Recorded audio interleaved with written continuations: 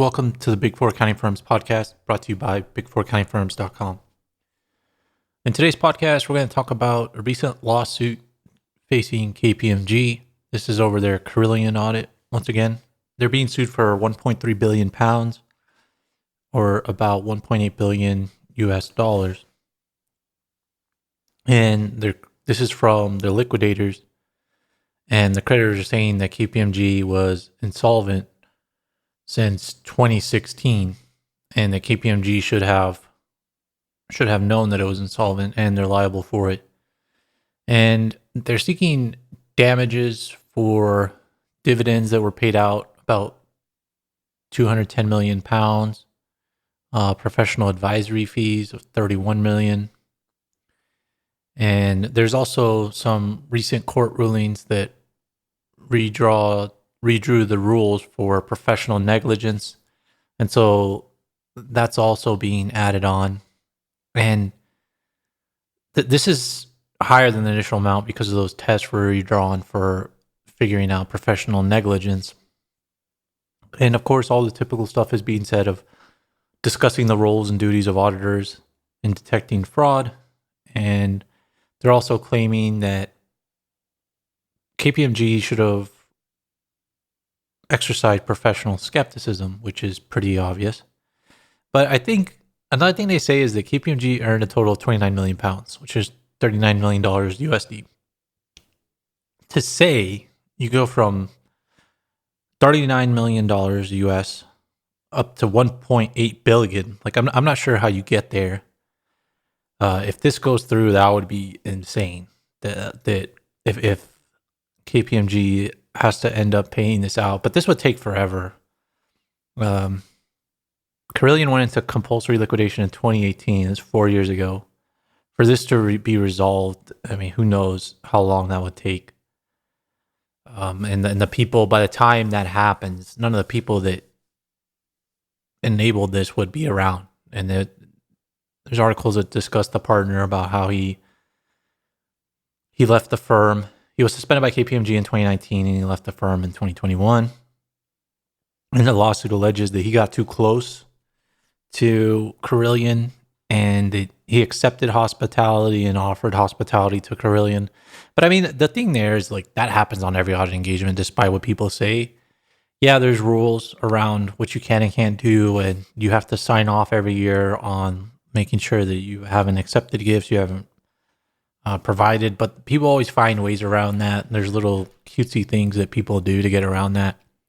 So I think this audit partner pretty much followed whatever KPMG normally does. I don't think he did anything different. I think he just wasn't paying attention, or I guess what they're trying to allege is he had a conflict of interest. He was on the engagement for too long, or he got too cozy with management. And so because of that, they missed this. I mean, to me, it's not even like you weren't professionally skeptical. It's just you weren't paying attention, or you helped cover it up. I think that's another thing too. But I think that would be hard to prove.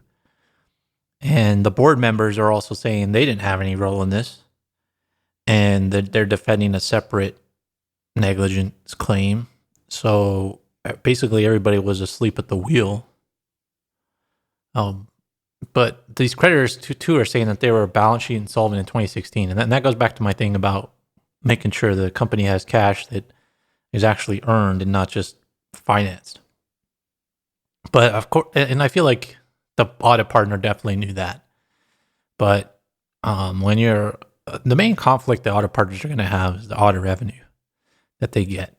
They need that in their column for the end of the year of their revenue. And so it doesn't matter how professionally skeptical you are. Are you willing to say that your client's insolvent and lose that revenue? Because audit revenue is not that much money for a company to pay out. So, but for an audit partner, it's a lot of money. So their first inclination is going to be to sign off on everything, to explain everything away. Have professional skepticism, but they're not going to be crazy about it when they're just hoping investors and everybody else can find issues.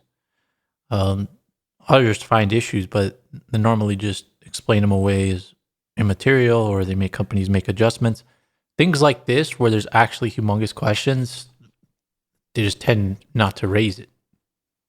And I guess the investors and creditors are trying to recover some of the money because they lost the most money. But the problem is how are you going to prevent this in the future? Hopefully penalize the people that did it. Those people are still around and they improve. The problem is whenever these happen, all the people get scattered to the wind. And the only people that are left at the firms are people that haven't seen this type of stuff before. And they have to go through the trainings and stuff. But at the end of the day, the metrics of the big four accounting firms, as we always say, are related to utilization and revenue. They're not related to ethical behavior.